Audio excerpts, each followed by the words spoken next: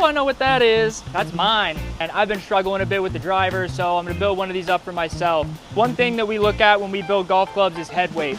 GT mini driver, and as well as all the other mini drivers, if you put them on a scale and you weigh them, they're actually very, very similar to a fairway wood. So when we build these shafts up, you actually want to treat this more like a fairway wood than you were for a driver.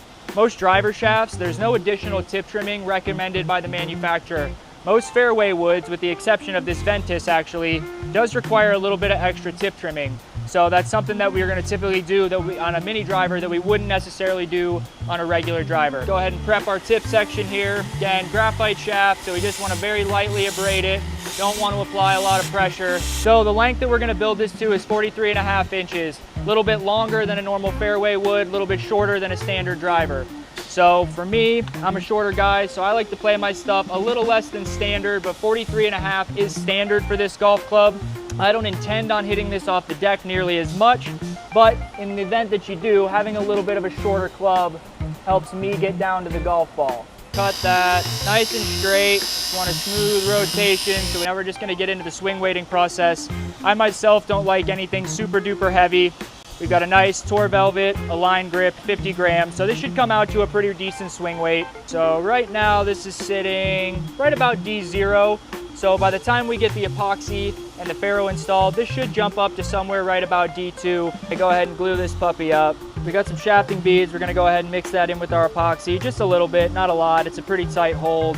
Mix that together. Apply this down inside the hosel, just a little bit so we can slip the ferrule on over top. See, there's a little bit of a lip on top of there. What that does is it's gonna seed down inside the adapter, gives us a nice clean look. It's gonna twist that on. More epoxy to our shaft. Insert the shaft down into the adapter. Want to twist. Make sure we coat all the surfaces. A couple love taps here. Gonna wipe off the excess epoxy. So we just want to make a quick pass. It's a very short ferrule on here, so we're gonna try not to get the shaft. But the nice thing about this felt belt is it's really, really soft. So even if it were to touch our shaft a little bit, it's not gonna do any damage. Shine it up. I go ahead, put this in our clamp.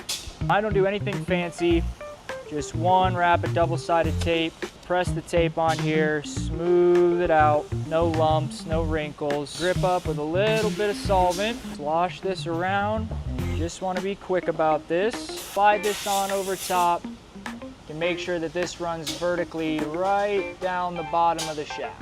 There she is, new Titleist GT280, Ventus Black, all ready for the course.